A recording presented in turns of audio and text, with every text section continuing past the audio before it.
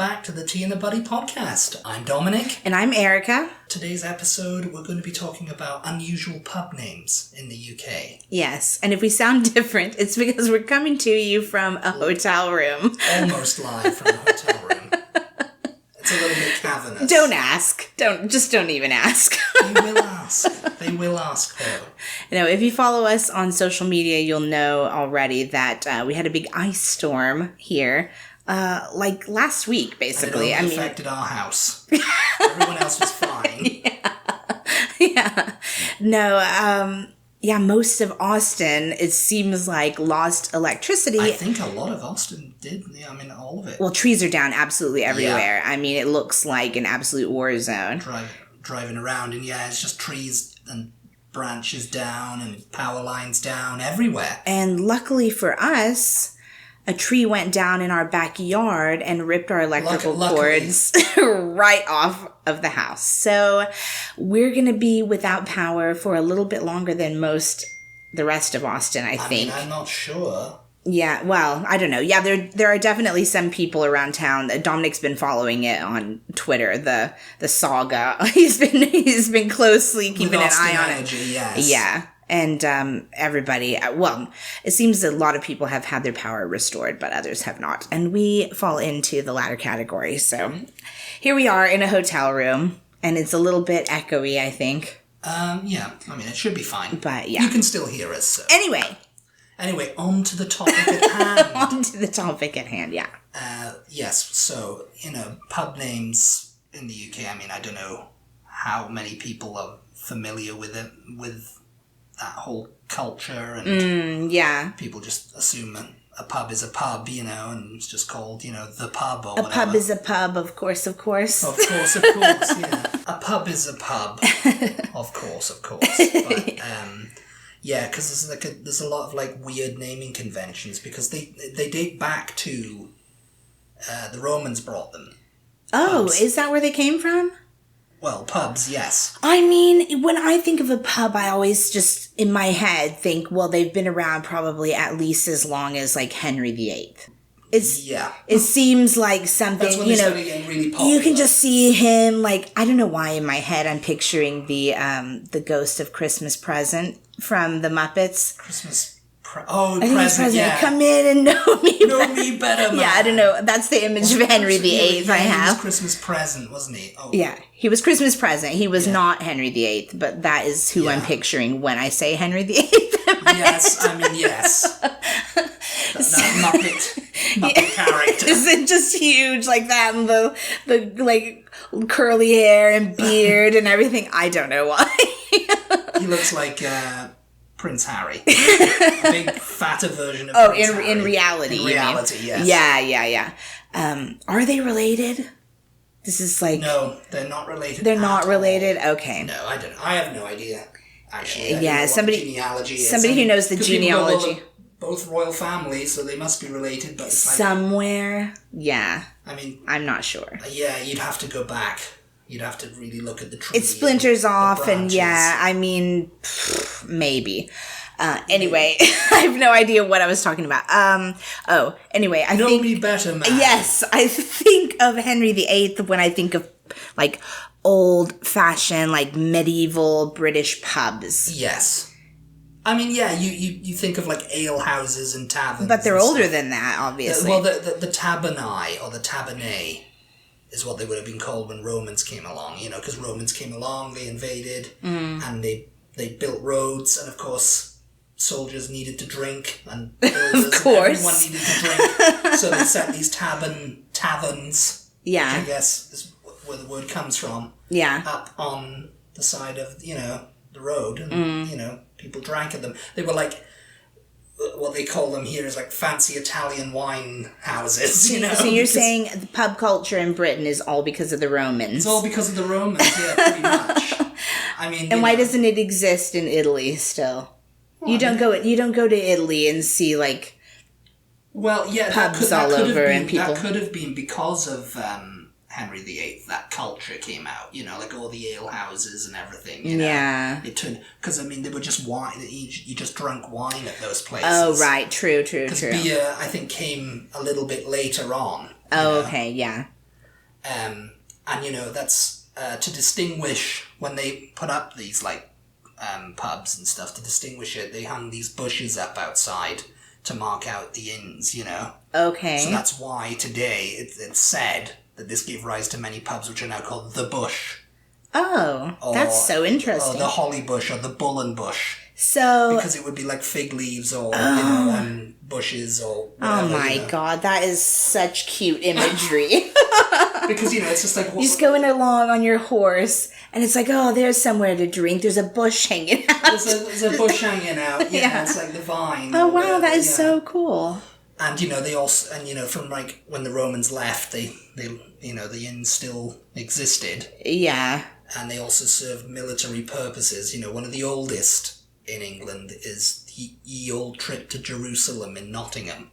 This is the name of a pub. This is the name of a pub. Ye Old Trip to Jerusalem. Okay. And it dates from 1189 AD. Where is that?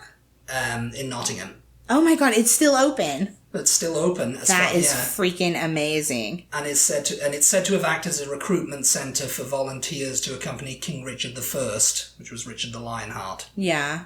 On his crusade to the Holy Lands. Okay. So, that's probably the oldest inn in England. King Richard, stop here and wet your whistle on the way to conquering. Ye Old Trip to Jerusalem. Oh my God, that is so wild. I mean, the first proper public houses, as they became known, didn't appear until centuries later. Okay, so we're talking taverns. Taverns, yeah. Yeah. Medieval times is when that's when the modern pub grew out of. That's what in my head a pub is. Yeah. So it's a little bit interesting for an American when you go to a pub and it's a bunch of old men playing darts. It's just no. They would have been doing. Where's everybody gathered around the tables with these big old fashioned beer steins. Yeah, and they're clinking them together and everything's sloshing everywhere and they're just going, oh, come in and know me better, man. Obsessed with that. That's what I thought a pub was gonna be when I first went over there. And it's that the thing about hanging the bushes out. Yeah. It evolved from them there in the medieval times when publicans would hang distinctive objects outside their inn in order to distinguish them from the surrounding properties, like the plough. Okay. Hang a little they would plough. hang an actual plough out. Yeah, the copper kettle. They'd hang copper kettles. Oh, let's go to the copper kettle for a pint. So, okay, wait. The boot or objects which were coloured like the blue door. Wait. Okay, so these were not actual names. They were just ways to tell people this is where you can come in and get a drink. The same. Yeah. And it's just kind of where's the pub? Where's the pub in this town? Oh, it's down. See that copper kettle down there? That blue door. Oh my God, that is so funny. The one, yeah. That's so funny. And so just that kind of thing started. Oh, you see that boot over the door down there? The boot. That's down where there. you go get it. Yeah. Oh my God, that is so funny. Religious houses during the time of Richard the Lionheart ran the earliest inns, catering for pilgrims and knights on their way to the Crusades in the Holy Land.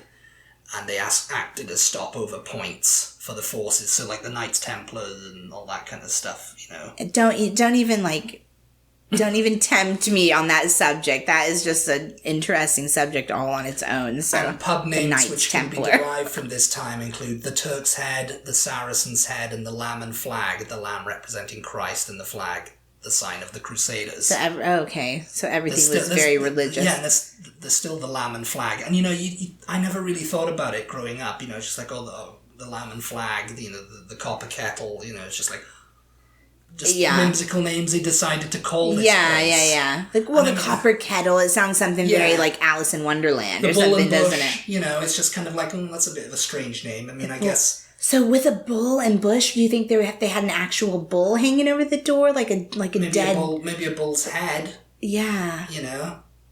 Or maybe there was something to do with a bull. Maybe the owner had a bull. Yeah.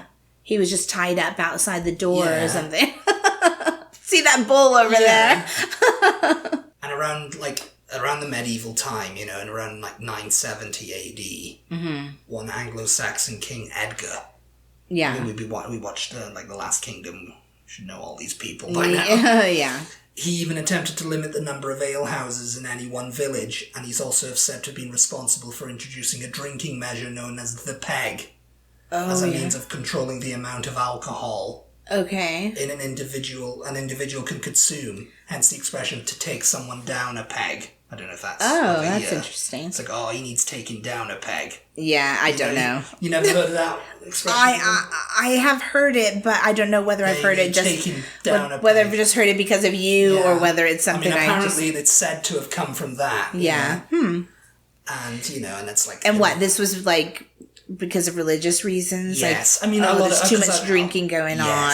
And that kind of the religion played a big part, I suppose, but still does, I suppose, yeah. So, alehouses, inns, and taverns collectively became known as public houses, and then simply as pubs around the reign of King Henry VII. Okay, yeah. And a little later, in 1552, an act was passed that required innkeepers to have a license in order to run a pub. Okay. Which is the thing now, Mm-hmm. In 1651... Wait, when was that? That was around in 1552. Oh, in 1552 they started to have a license? Yeah. Oh my god. Because it was like, you need a license to serve beer. That's crazy that it was quite a lucrative... way back then. I guess... Wow. That was a way to make money for the crown. Yeah. Yeah. That's who would be, now it's like the government or, whoever, or the brewery. I'm not sure who makes the money off of it now, but following the Battle of Worcester in 1651 in the English Civil War, Prince Charles, not the former Prince Charles, who's now King Charles, this will be Charles II, escaped the Roundheads and managed to flee to the Boscobel House in Bishop's Wood, Staffordshire, to seek refuge. In order to evade Cromwell's troops, Charles found a great oak tree a short distance from the house, now known as the Boscobel Oak, which he climbed, successfully hiding out in its branches for a day, before spending the next night cramped into a tiny priest hole within the house. When he was eventually able to escape to France, little did he know that his tree-climbing escapade would become so famous. The tale captured the public imagination, and people told and retold the story of the oak tree, so much so that when he later returned as King Charles II, on the Restoration in 1660, many pubs were renamed the Royal Oak in his honour. Yeah. And today it's the third most popular pub name in Britain after the Red Lion and the Crown. Yeah, isn't the Royal Oak, isn't that the name of the pub in Goodnight Sweetheart? Yeah. I would have said that was the most famous pub name, but the Red Lion. Oh, Red Lion. That's like heraldry. I think we even have places over here called... Actually, I think we have... The Crown, obviously, is like a way for them to... we're loyal to the Crown. I think we have there's a chain of, like, motels over here called the Red Lion. Red Lion Inn. Red Lion Inn. Red Roof Inn as well. Yeah, Red Roof Inn, but Red Lion... No, I'm sure there's something called Red Lion. Maybe I'm making that up. But I've definitely heard Red Lion, anyway. But and then in the 18th century, as the population became more mobile and a need for coaching inns grew, predictably pubs such as the Coach and Horses, the Wagon and Horses, or the Horse and Groom became commonplace. Yeah, we have that over here as well, because some of my genealogy research led me to learn about that. Research. And they would be just stagecoach inns, though. Yeah. And I don't, because obviously, like, traveling even, like, 15 miles, which would take, like, 15 minutes nowadays, took, like, all day, Well, because these stagecoaches went so slow. Yeah. So obviously they needed places to stop and, have a rest. Yeah. But as far as I know, they were not really they weren't like drinking places. They were just actual beds you could rent to stay overnight, they were inns, the Coach and Horses Inn. Mm-hmm. And there still are, we're going to the Coach and Horses for a meal. And it's still a big pub name in Britain, Yeah. It dates back to that thing, but it's no longer you can no longer stay there. Yeah. You can rent a room. You can't stay in a lot of the pubs nowadays, can you? Nah. But yet a lot of them have inn in the name. They used to be called the hotel, something hotel, like the Star Hotel. Oh, yeah. In my old hometown, you know, it's like my dad. And people still used to phone up and go, oh, have you got a couple of rooms for us? I said, well, we're not actually a hotel. It's just the name. It's just the name. And it's like, and you know, I remember the landlord saying, oh, they really need to change. They really need to call it just the Star. Yeah. Or the Star Inn. Yeah, but even to me, inn, I'm like, if I'm looking for a room, oh, here's an inn, you know, this might be a cute place to stay, and it's just like, no, we're just a pub. Hotel, it must have been a hotel at some point in the past. Yeah. But now, these days, no. Yeah, it's just a drinking establishment. And it does food now. And that's pretty common, though, I think. Carvery and Grill now. I think that's pretty common, though. It seems like in Britain, a lot of these pubs are called the whatever inn. Yeah. And you can't really stay there. You can't really stay there, but I don't think anybody really thinks of an inn as somewhere to go and stay anymore. Oh, really? It's that archaic. Oh, that's interesting. Like hotel, yes. Yeah. You know? I mean, you see inn over here. Yeah, I know, but it's like... It's different, yeah. It's a different thing, because it's like old-timey, I guess, and everybody thinks, oh, the inn. Yeah. You know? Is there room at the inn, you know? Yeah. But yes, onto unusual pub names now. Yeah. Mm-hmm. I've got a list here, about 10 of them. The first one on this list is the Bucket of Blood. Are these all pubs that are still open, or just unusual pub names throughout history? They're unusual pub names, and the majority of them are still open. I think there's a couple that have recently closed, but the majority are still open. Okay, cool. And the first one is the Bucket of Blood. The Bucket of Blood. In Hill, Cornwall. So we have to think that was an actual bucket of blood hanging over the door? No. Okay. I've managed to find the stories. The reason. Okay, stories of most of these. Some of them are just like... Don't know. Don't know. But, yeah. The earliest parts of the Bucket of Blood of the building date from the late 13th century or early 14th century, and it was originally built to accommodate the construction of the neighbouring Philac Church, which was completed in the early 14th century. And the pub was built from rubble with a slate roof, and it was given Grade 2 listed status and everything.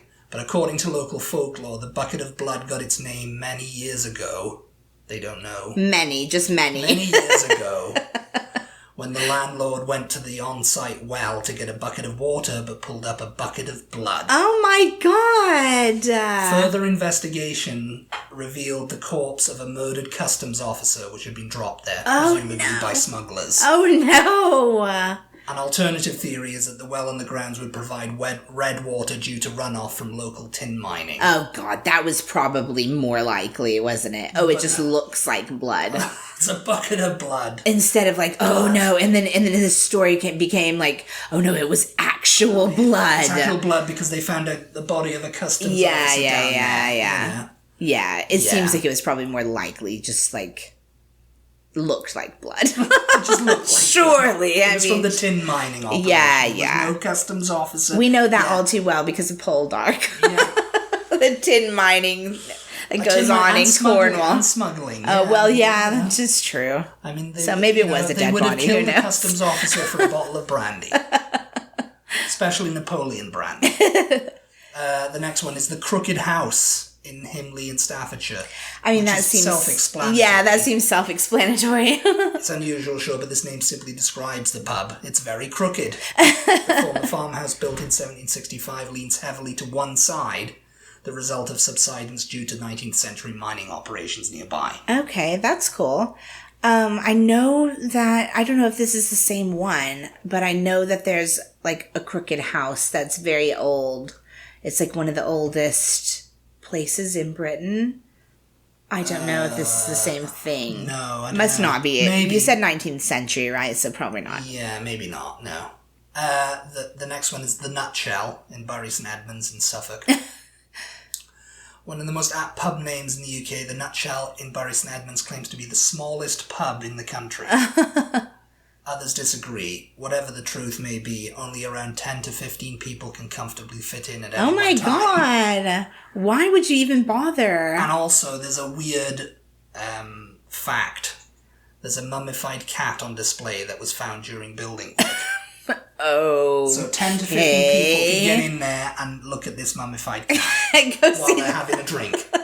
Yay!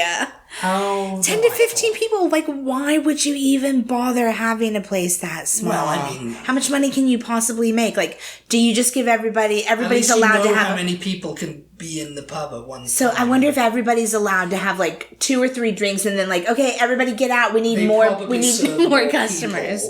Because, there's probably an outside to it. I don't know, I haven't looked at it. But there's probably an outside, so people just go in and grab a drink and go out. Well, it seems like nowadays that's becoming a lot more popular in Britain. Beer gardens. Yeah. Which is actually like more of like a German thing, isn't it? Yeah, I mean, yeah. The next one is the Mad Bishop and Bear in Paddington in London. The Mad Bishop and Bear in Paddington? Okay. Yeah. But it has nothing to do with Paddington Bear? The bear part of this name references the eponymous marmalade-loving bear himself. Oh, there we go. The Mad Bishop part refers to a bishop in Paddington who sold land to the railway company at such low prices he was deemed mad. Only in Paddington. So they just had to add on and bear because we're in Paddington. Oh, jeez. The Nowhere Inn is the next one in Plymouth, Devon. Oh my god. Because you feel like you're in the middle of nowhere. Locally referred to as Nowhere, this Plymouth pub harks back to a world when husbands would fritter away their money in pubs. When their wives asked where they'd been or going, they'd say, nowhere. According to the Plymouth Herald, of course. Oh my gosh. Yes. Yeah, I mean, that's funny. Yeah. That's like, I've seen some, actually, there's a little bar near to where I used to live, called The Hideout. I think it's called like The Hideout or The Hideaway or something like that. Yeah. And it's so, you can hide out like from your wife, basically. The Hole in the Wall. There's several pubs called The Hole in the Wall. Oh, yeah. And I remember going in, with my dad and stuff. It was up to The Hole in the Wall because it was a literal hole in the wall. It was like that. And the smallest pub, it was very small. Yeah. But it was truly, someone had gone with a hammer and, smashed the bricks, God. And that was, I remember those types of places. Yeah. So well, Poosie Nancy's. Poosie Nancy's? What is that? In Glasgow, Poosie. Scotland. Is that a Scottish thing? Poosie? Poosie Nancy's. What does that mean? It's named after the wife of the owner of the pub, and they were back when Robert Burns used to frequent it in the 1780s. Okay. And he was... Robert Burns of Burns Night? Yes. Burns Night? That's him.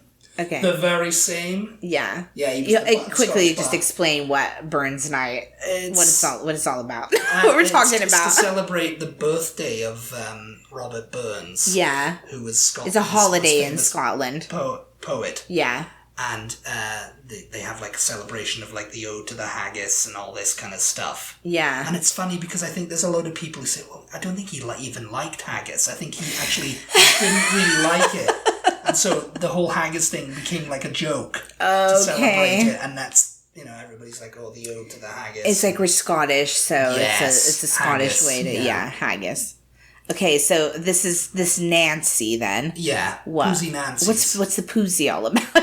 I have no idea. It's just named after the wife. That's all it says. He is named after the wife of the owner of the pub. Okay. But, Poosie. Poosie Nancy. It must have been like a pet name or something. Pet name, yeah, I'm guessing, Because that was kind of like... Unless it's like it almost sounds a little bit rude, doesn't it? Like... Well, I mean, anything said in a Scottish accent sounds a bit rude, doesn't it? The next one is The Quiet Woman in Buxton, Derbyshire. Yeah, it sounds a bit ominous. There's a ghostly tale attached to this. I'm so good at these. I'm so good at guessing these. Supposedly, the pub is named after a woman called Juthware, or Juthware, who was decapitated in the nearby church by her brother. By her brother? Her body picked up her severed head and placed it upon the altar before finally dying, and now, inevitably, she haunts the place. but at least she does it quietly. Inevitably. The quiet woman. Inevitably, she haunts the place. When I looked at looked this up. Yeah. And it's of a decapitated woman. Oh my God, lovely. Yeah, I mean, pub signs are another whole thing, you know? Yeah. Yeah, I mean, I don't see why anybody would want to hang out there. I mean, it doesn't sound like the funnest people are place. Into ghosts. Yeah, people are very into ghosts. Yes. Yeah, that's true. The next one is My Father's Moustache. My Father's Moustache. In Louth, Lincolnshire. Now, I looked for an explanation of this. Yeah. And I couldn't find one. And apparently the article, there's an article said, the owners of this pub don't seem to think there's anything unusual about the name. They don't mention it on their website, though they do claim to offer top-quality pub food. Okay. My Father's Moustache. My Father's Moustache. It's just kind of like... What are we going to name this place? Well, My Father's Moustache. Yeah. Yeah. Okay, sure. Job done. I'm a genius. And is the sign like a big mustache? Like a big, like... It's of a painting of a... Because usually they're painted like the signs. big, like, muscly man, like 1920s kind of... It's kind of like that. Curly mustache. Yeah, it's like the kind that you like the bad guys twirl in the silent films. This one is from Mayfair in London. I am the only running footman. Okay. The name of this Mayfair pub was decided in the late 19th century at a time when the job of footman, someone who walked ran in front of a horse-drawn carriage acting as a guide, was dying out. Oh, I'm thinking of a footman like in Downton Abbey. Yeah. No, these were like footmen who ran to guide horse-drawn carriages. Like a carriage. Yeah. Okay. One of the last ones bought a pub to cater for his old footman friends. Because that, when it was dying out in the 19th century, And it was first built in 1749 and rebuilt in the 1930s. It's believed to have been the pub is believed to have been the inspiration for the Junior Ganymede Club, a fictional club in the P.G. Wodehouse Jeeves stories. Oh, interesting. And it's a significant location in Martha Grimes' 1986 mystery novel, I Am the Only Running Footman, which takes its title from the pub. Well, there we go. I don't know, like, what are some of these people thinking, though? Like, that is such a mouthful. Do you want to go to I Am the Only Running Footman for a drink, They probably call it the Footman now. Or the Running Footman? Or the Running Footman. Or the Footman, yeah. Or just I Am the Only Running Footman. It's just I think it was the longest pub name in London. Yeah. Until, they started naming crazy things like the Fox, the Bear, whatever, Yeah. They'd have, crazy names. Yeah. For pubs that were long. Just to be, different. Just to be different, get people talking. Yeah, I mean, that is definitely a mouthful. Yeah. Where are you going for a drink tonight? I am the only running footman. Okay, but where are you going for a drink tonight? I am the only running footman. It's like, meet me at the I am the only running footman. Yeah. In Mayfair. I mean, it was quite, that was quite the whimsical, Well, yeah. Mayfair, Yeah. This last one, we'll come to the last one now. The Drunken Duck. That's cute. In Ambleside, Cumbria. That evokes very cute little images, doesn't it? Well, I haven't got the sign up on here, but the sign looks cute too. Oh, yeah. As well. It's like, you see a little duck, waddling like that with, kind of little stars over his head. It looks like he's all, drunk and he's... Oh, yeah. With his tongue hanging out. Yes. The story behind this one is quite cute. The landlady one day found all of her ducks dead in the yard. Oh my god, no, that is not cute. Unaccustomed to waste. That's the opposite of cute. Unaccustomed to waste, she plucked them ready for cooking. As she finished, the ducks began to revive, and a search of the yard revealed a leaking beer barrel surrounded by webbed footprints. Oh my god. She was apparently so contrite that she knitted little jackets until their feathers grew back. Oh no. Wait, what? They were drunk. Oh, she was plucking them to yeah, because she thought they were dead. That's a horrible She thought they were dead. No. And then she just woke up one morning and saw them all motionless and thought, oh, they're all dead, so, well, I may as well eat them now. Oh my God, no! But then when she plucked them all, they started to wake up because they were all drunk, weren't they? And they passed out. Poor ducks. And she was like, well, what happened here then? And she was a leaking beer barrel and there was webbed footprints around it. They'd been on the lash all night. Oh my God. Those drunken ducks. Only in Britain, I swear. Yes. Oh my God. But and so she knitted them little jackets. Little jackets because it was cold out. Well, it's the least she could do after she plucked all their feathers. My God. They shouldn't have drunk the beer, should they? But yes. Well, that was cute. That was a cute little ending. That was a cute little ending. I thought we'd better end it cutely with dead ducks and then a twist at the end. A lot better than the woman who got her head chopped off by her own brother. Yeah. Let's go. That's a morbid tale. Yeah, let's go hang out. Woman. Let's go hang out there. Well, it's much better than going to the decapitated woman. It's like, let's go have a drink. She's quiet for a reason. Yeah.